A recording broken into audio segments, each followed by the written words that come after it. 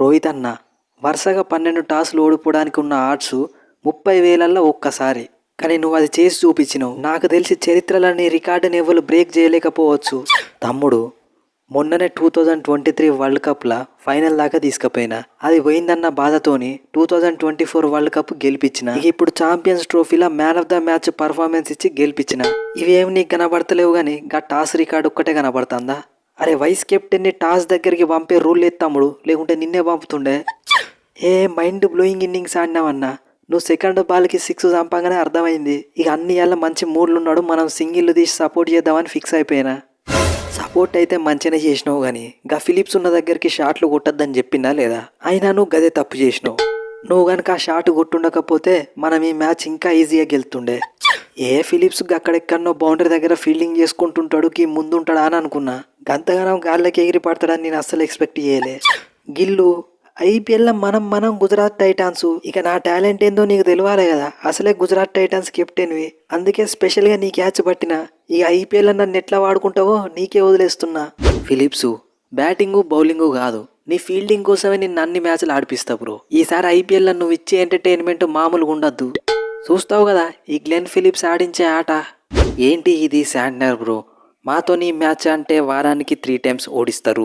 అదేగా ఇండియాతోని మ్యాచ్ అంటే మాత్రం మీరే వారానికి 3 టైమ్స్ ఓడిపోతారు. 2 సార్లు మ్యాచ్ జరిగితే 2 సార్లు ఓడిపోతారా? టాసు గెలిచినప్పుడు బ్యాటింగ్ ఫస్ట్ వాళ్ళకి ఇస్తే ఏమైంది? కనీసం సెమీఫైనల్ దాకా కూడా రాలేదు.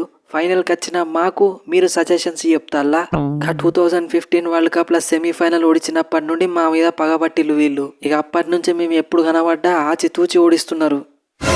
ఈ మాత్రం దానికి మమ్మల్ని ఓడించి ఫైనల్ దాకా పోయినావా శాంట్నర్? మీతోని కానప్పుడు మమ్మల్ని ఓడియకుంటుంటే మేమన్నా పోయి వాళ్ళతోని ఫైనల్ గెలుస్తుండే కదా. మేము కాదు, అసలైన చోకర్స్ మీరు.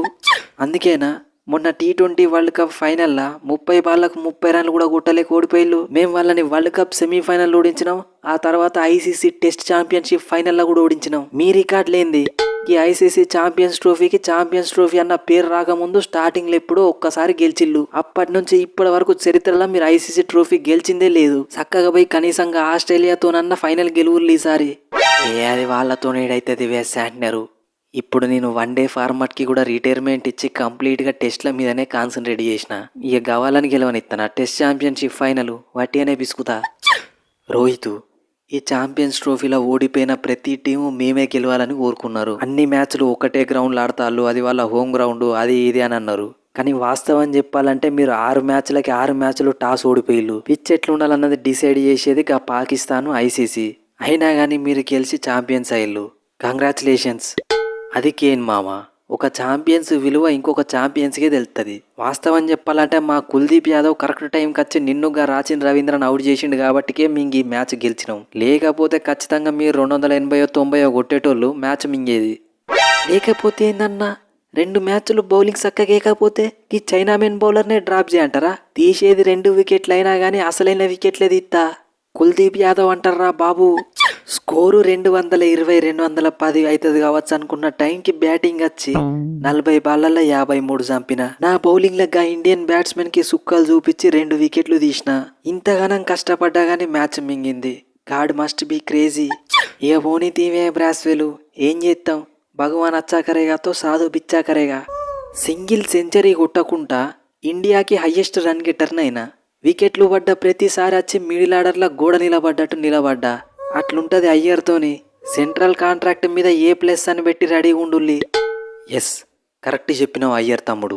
ఒక 6-7 సంవత్సరాల కింద నేను, విరాట్ కోహ్లీ, శిఖర్ ధవన్ మీ ముగ్గురం తొందరగా అవుట్ అయితే మ్యాచ్ మింగినట్టే. మిడిల్ ఆర్డర్ లెవెల్ ఆడకపోయేది. కానీ ఈసారి మిడిల్ ఆర్డర్లా నువ్వు, రాహుల్, అక్షర్ పటేల్ ఇచ్చిన పర్ఫార్మెన్సు మైండ్ బ్లోయింగు. నేను ఆడే బ్యాటింగ్ పొజిషన్ మారచ్చు కానీ బ్యాటింగ్ మాత్రం మారదు. ఓపెనింగ్ నుండి నెంబర్ 6 దాకా ఎక్కడ పంపించినా అక్కడ సిచ్యువేషన్కి తగ్గట్టు ఆడి గెలిపించే కెపాసిటీ ఉన్న ప్లేయర్ని వట్టిదే అనుకుంటా కేఎల్ రాహుల్ అంటే. వాస్తవం చెప్పాలంటే నేను ఈ న్యూజిలాండ్కి ఎన్నిసార్లు థ్యాంక్స్ చెప్పినా తక్కువే. ఇంకా అవసరం లేని మ్యాచ్లో మీరు నాకు 5 వికెట్లు ఇచ్చి తర్వాత సెమీఫైనల్ ఫైనల్ ఆడడానికి హెల్ప్ చేసిళ్ళు. ఇప్పుడు ఛాంపియన్ అయినా. I love New Zealand.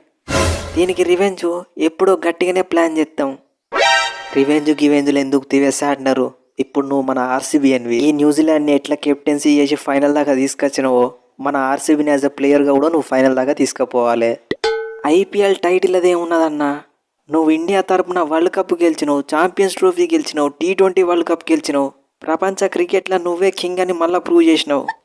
Okay boys, ఇప్పటి నుండి ఐసీసీ ఈవెంట్స్ అంటే భయపడాల్సింది ఆస్ట్రేలియా కాదు, ఇండియాకి. ఒక్క మ్యాచ్ కూడా ఓడిపోకుండా వచ్చి టైటిల్ గెలుస్తాం. మాతోని మ్యాచ్ అంటే మీరు ఆడాల్సింది కాన్ఫిడెన్స్తోని కాదు, భయంతోని. గుర్తుపెట్టుకోండి, భయపడుకుంటూ ఆడాలి. సో ఫ్రెండ్స్, ఈ స్పూఫ్ కనుక మీకు నచ్చితే మన ఛానల్ని సబ్స్క్రైబ్ చేసుకోవడం మర్చిపోకండి. ఇక వాస్తవం చెప్పాలంటే ఇంతకుముందు మనం ఐసీసీ ట్రోఫీలు గెలవకపోవడానికి ఇప్పుడు గెలవడానికి మెయిన్ రీజన్ మిడిల్ ఆర్డర్లో ఎక్సలెంట్గా ఆడే ప్లేయర్లు రావడం. ఇవాళ మన హిట్ మ్యాన్ అంత మంచి స్టార్ట్ ఇచ్చినప్పుడు కూడా మళ్ళీ ఎంబటే 2 వికెట్లు పడగానే కొద్దిగా టెన్షన్ స్టార్ట్ అయింది. అయ్యర్, రాహుల్, అక్షర్ వీళ్ళు ముగ్గురు కలిసి లాస్ట్ దాకా తీసుకుపోయారు మ్యాచ్ని. ఇక ఆ తర్వాత పాండ్యా, జడేజా కూడా ఉన్నారు. సో బ్యాటింగ్లో డెప్త్ అయితే అన్బిలీవబుల్. టీమ్ ఎఫర్ట్, టీంలో ఉన్న ప్రతి ప్లేయరు ఛాంపియనే. అడ్వాంటేజ్ లేదు, బొక్క లేదు. 6 టాసులు ఓడిపోయి కూడా మనమే ఛాంపియన్స్ అయినాం. ఇక ఇప్పుడు మనందరం ఐపీఎల్ మోడ్కి షిఫ్ట్ అయిపోదాం.